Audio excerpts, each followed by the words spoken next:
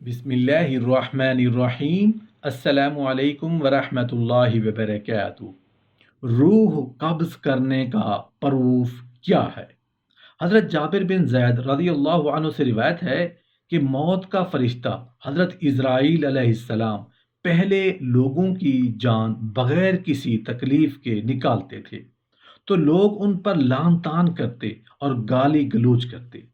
چنانچہ موت کے فرشتے نے اللہ کی جناب میں گلہ کیا تو اللہ رب العزت نے بیماری کو تخلیق کیا۔ اب عوام کا کہنا ہے کہ فلاں شخص نے فلاں مرض میں وفات پائی، اسرائیل علیہ السلام کا کوئی نام تک نہیں لیتا۔ رسول اللہ صلی اللہ علیہ وآلہ وسلم نے ارشاد فرمایا کہ مومن بندہ جب دنیا سے رخصت ہونے لگتا ہے اور آخرت کی طرف رخ کرتا ہے تو اس کے پاس فرشتے روشن چہرہ سورج کی طرح چمکتے ہوئے آسمان سے اترتے ہیں۔ ان کے پاس جنت سے لائے ہوئے کفن کے کپڑے ہوتے ہیں اور جنت کی خوشبو ہوتی ہے۔ وہ حد نظر تک اس کے سامنے بیٹھ جاتے ہیں اور پھر موت کا فرشتہ آ کر اس کے سرہانے بیٹھ جاتا ہے اور اس سے کہتا ہے، اے نفس مطمئنہ، چلو یہاں سے نکل کر اللہ تعالیٰ کی بخشش اور رضوان کی طرف چلو۔ تو وہ نکلنے کے لیے ایسے چل پڑتی ہے جیسے مشکیزہ سے پانی کا قطرہ چلتا ہے۔ اللہ کا نافرمان بندہ جب دنیا سے رخصت ہونے لگتا ہے تو آسمان سے اس کی طرف سیاہ چہرے والے آئیں گے۔ ان کے پاس اس نافرمان کے لیے بوری کا لباس ہوگا، وہ حد نظر تک اس کے سامنے بیٹھ جائیں گے۔ پھر ملک الموت آئے گا جو اس کے سرہانے بیٹھ جائے گا اور اسے کہے گا، اے خبیث روح، چلو اللہ تعالیٰ کی ناراضگی کی طرف، اور اس کے پورے جسم میں پنجہ گاڑ دے گا اور اسے کھینچ کر نکالے گا، جس طرح لوہے کے کانٹوں سے گیلی اون کو تار تار کیا جاتا ہے۔ اس کے جان نکالتے ہی عذاب کے فرشتے اسے اچک لیں گے اور اسی بوری میں لپیٹ لیں گے۔ جب ملک الموت کسی مومن کی روح قبض کرنے جاتا ہے تو روح اس کے حکم کی تعمیل کرنے سے انکار کر دیتی ہے، کہتی ہے کہ جب تک تمہارے پاس خدا کی طرف سے آنے کی سند نہ ہو میں تمہاری بات ماننے کو تیار نہیں۔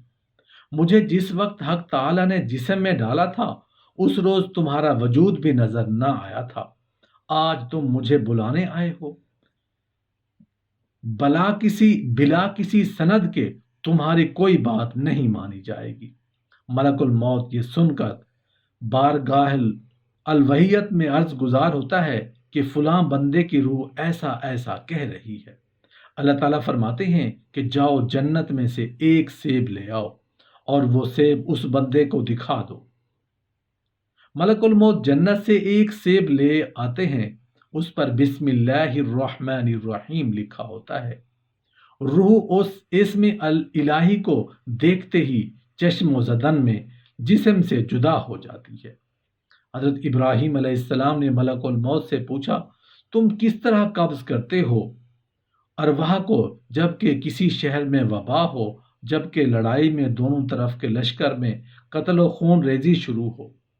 ملک الموت نے کہا، اللہ کے حکم سے ارواح کو میں پکارتا ہوں تو وہ میری دو انگلیوں کے درمیان میں آ جاتی ہیں اور زمین سمٹ کر میرے سامنے ایک تشت کے برابر کر دی جاتی ہے، تو میں جہاں سے چاہتا ہوں ارواح کو قبض کرتا ہوں۔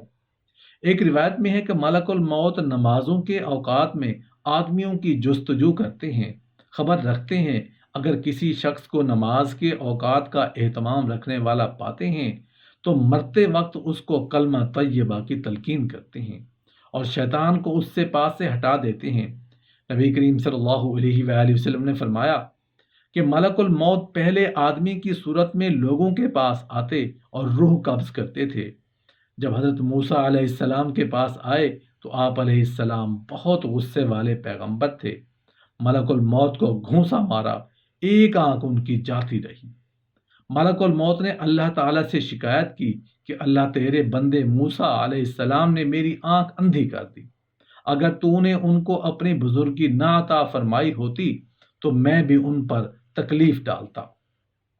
حکم ہوا کہ میرے بندے موسیٰ کے پاس جاؤ اور کہو کہ اگر وہ ابھی زندہ رہنا چاہتے ہیں تو ایک گائے کی پیٹھ پر اپنا ہاتھ رکھ دیں، جس قدر بال ان کے ہاتھ کے نیچے ہوں گے اتنے برس دنیا میں زندہ رکھوں گا۔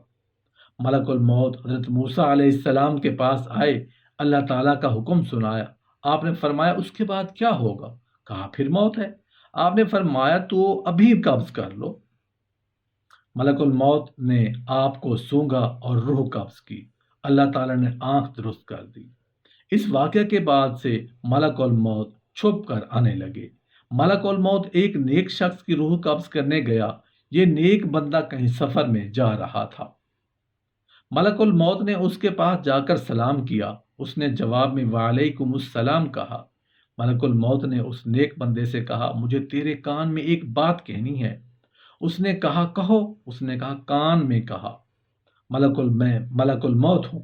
اس نے جواب دیا بہت اچھا کیا، آپ کا آنا مبارک ہے۔ ایسے شخص کا آنا جس کا آنا بہت طویل ہو گیا تھا اور مجھے جتنے آدمی دور ہیں ان میں سے کسی سے ملاقات کا اتنا اشتیاق نہ تھا جتنا تم سے ملاقات کا شوق تھا۔ ملک الموت نے کہا تم جس کام کے لیے گھر سے نکلے ہو اس کو جلدی سے پورا کر لو۔ اس نیک بندے نے کہا مجھے حق تعالی شانوں سے ملنے سے زیادہ محبوب کوئی کام نہیں۔ ملک الموت نے کہا کہ تم جس حالت میں مرنا پسند کرتے ہو میں اسی حالت میں تمہاری روح قبض کروں گا۔ اس نیک بندے نے کہا تمہیں اختیار ہے۔ ملک الموت نے کہا حق تعالی شانوں کی طرف سے مجھے یہی حکم دیا گیا ہے کہ تمہاری مرضی اور خوشی کا اتباع کروں۔ اس نیک بندے نے کہا اچھا تو مجھے وضو کر کے نماز پڑھنے دو، جب میں سجدے میں جاؤں تو میری روح قبض کر لینا۔ چنانچہ اس نے نماز شروع کی اور سجدے کی حالت میں اس کی روح قبض کر لی گئی۔ حضرت ابراہیم علیہ السلام ایک دن اپنے گھر میں تشریف فرما تھے کہ اچانک گھر میں ایک حسین و جمیل شخص آیا۔ آپ نے دریافت کیا اے عبداللہ تجھے اس گھر میں آنے کے لیے کس نے کہا؟ اس نے کہا اہل خانہ نے۔ آپ نے فرمایا کہ بے شک گھر والوں کو اختیار ہے، یہ بتاؤ تم کون ہو؟ اس نے کہا کہ میں موت کا فرشتہ ہوں۔ آپ نے فرمایا مجھے تمہاری چند نشانیاں بتائی گئی ہیں مگر تم میں ایک بھی نظر نہیں آتی۔ موت کے فرشتے نے پیٹھ پھیر لی۔ اب جو آپ نے دیکھا تو اس کے جسم پر آنکھیں ہی آنکھیں نظر آنے لگیں اور جسم کا ہر بال نوکدار تیر کی طرح تھا۔